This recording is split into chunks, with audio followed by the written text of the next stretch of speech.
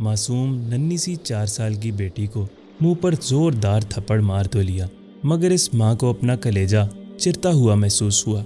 मगर वक्त की नज़ाकत को समझते हुए इसने सख्त लहजे में परी जैसी बेटी को कहा, अगर तुम्हारे बाबा जिंदा होते तो तुम्हारी सारी फरमाइशें पूरी करते, मगर मेरी अनथक मजदूरी करने से भी 3 वक्त की रोटी नहीं पक सकती, तो तुम्हें इन जैसे कपड़े और जूते कैसे दिलाऊं। बेटी तो रोती चली गई, मगर वह गरीब माँ अपने आंसू जब्त न कर सकी। इसको बेवा हुए 3 बरस बीत चुके थे। शादी एक गरीब घराने में हुई। शोहर की वफात के बाद सबने गरीब घराने से नाता तोड़ लिया।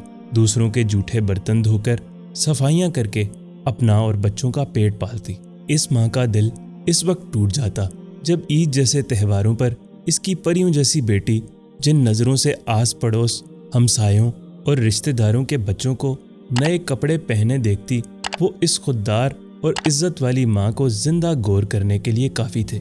और इस मासूम परी के मासूम जहन में यही सोच आती कि काश बाबा ना मरते तो मैं भी नए कपड़े और नए जूते पहन लेती, और बाबा मुझे 20 रुपये ईदी देते तो मैं भी टॉफ़ियाँ और चाट खा कर आती।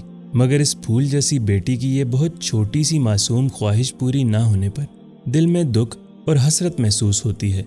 इसे हम जैसे खुद गर्ज लोग क्या जाने, जो दुनिया की सारी दौलत अपने घर में भरना और अपनी औलाद के सिवा किसी दूसरे को मासूम बच्चा समझने को तैयार ही नहीं। हालांकि अगर हम किसी मासूम गरीब बच्चे को ईद पर कुछ खैरात दें तो वो तो हम रब करीम की अता करदा दौलत से ही देंगे, और बदले में रब करीम की खुशनुदी और रज़ा क्या दुनिया भर की दौलत से कम है, जबकि अल्लाह पाक तो बेइंतहा नवाजने वाला है।